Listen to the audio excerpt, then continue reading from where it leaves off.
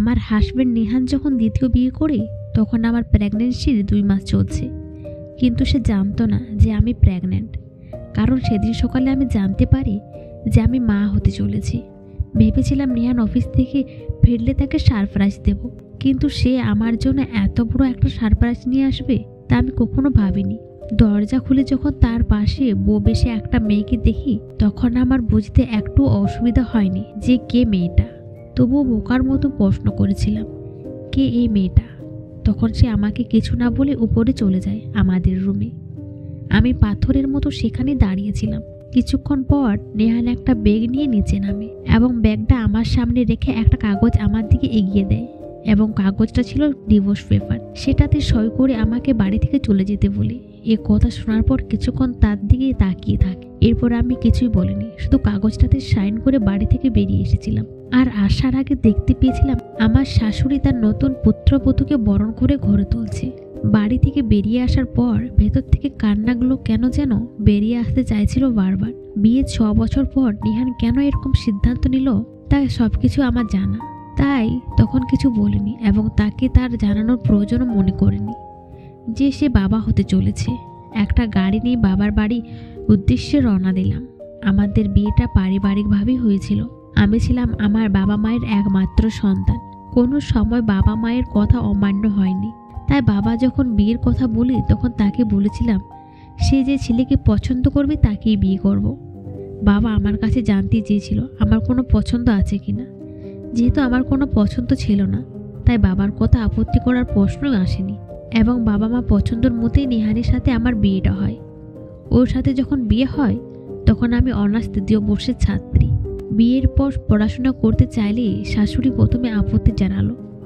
অনেক জোরাজোরির পর রাজি হয় এবং অনেক কষ্টে মাস্টার্স কমপ্লিট করি। মাস্টার্স কমপ্লিট করার পর আমার বাচ্চা নেওয়ার চিন্তা ভাবনা করি, কিন্তু অনেক চেষ্টা করার পরও যখন কোনোভাবে কনসিভ করতে পারি না তখন ডাক্তারের কাছে যাওয়ার সিদ্ধান্ত নিই। যখন ডাক্তারের কাছে যায় ডাক্তার দুজনকে কিছু টেস্ট করতে দেয় এবং টেস্ট রিপোর্ট পাওয়ার পর ডাক্তার জানায় আমাদের কোনো দোষ সমস্যা নেই। নিহানের ধারণা যদি কারো কোনো সমস্যা না থাকে তাহলে আমাদের বাচ্চা কেন হচ্ছে না।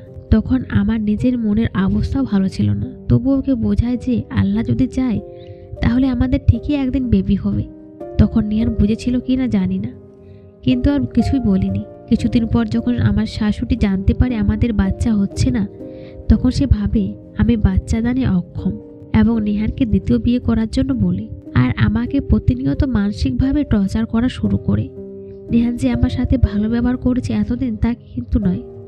কথায় কথায় রেগে যেত, রাত করে বাড়ি ফিরত, কোথায় ছিল জানতে চাইলেও রাগারাগি করত। হঠাৎ একদিন নিজের ভেতরে কিছু পরিবর্তন লক্ষ্য করি, কিন্তু প্রথমে সেগুলোকে পাত্তা দিইনি। কিন্তু যখন আমার পরিবর্তনগুলোকে ভালোভাবে লক্ষ্য করি তখন প্রথমে একবার প্রেগন্যান্সি টেস্ট করার কথা মাথায় আসে এবং পরদিন সকালে চলে যায় টেস্ট করতে। এবং যখন টেস্টের রিপোর্ট আমার হাতে আসে তখন আমি খুশিতে কান্না করে দিই। রিপোর্টে লেখা ছিল আমি 2 মাসের প্রেগন্যান্ট।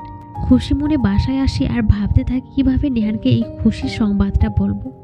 এই সংবাদটা শোনার পর নিশ্চয় নিহান অনেক চমকে যাবে, কিন্তু আমার বলার আগে নিহান আমার জন্য অনেক বড় চমক সাথে করে নিয়ে আসলো বাসায়। আমি যদি তখন বলতাম নিহানকে যে আমি বাবা হতে চলেছি তাহলে হয়তো সে বাচ্চার জন্য হলেও আমাকে মেনে নিত আবার, কিন্তু আমি চাইনি তার মতো স্বার্থপর মানুষের কাছে আমি আমার বাচ্চার দোহান করে থাকি। আচ্ছা সে কি আমাকে 6টা বছরের একটুকু ভালোবাসতে পারেনি? সবসময় শুনেছি মানুষ যখন কাউকে নিজের সবটুকু দিয়ে ভালোবাসে তখন সে তার ভালোবাসার মানুষটির হাত ধরে সকল দুর্যোগ অতিক্রম করতে পারে।